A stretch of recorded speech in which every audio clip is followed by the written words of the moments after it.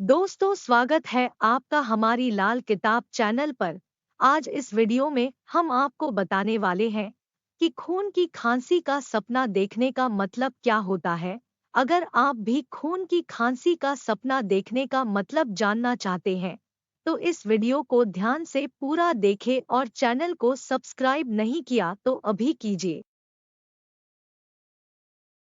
खून की खांसी का सपना देखने का मतलब है कि आप अपने जीवन पर नियंत्रण खो रहे हैं। हो सकता है कि इसका कारण वह तनाव हो जो आप लगातार झेल रहे हों या जिस अवसाद में आप गिरे हों।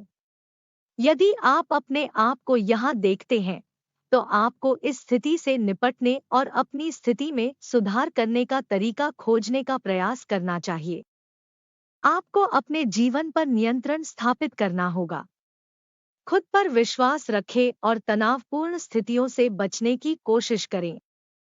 इस तरह के सपने का एक और बुरा अर्थ होता है कि यह संभव है कि कुछ चीजों में आप जो प्रयास और काम करते हैं वह दुर्भाग्य से भुगतान नहीं करेगा या आप वांछित परिणाम प्राप्त नहीं करेंगे।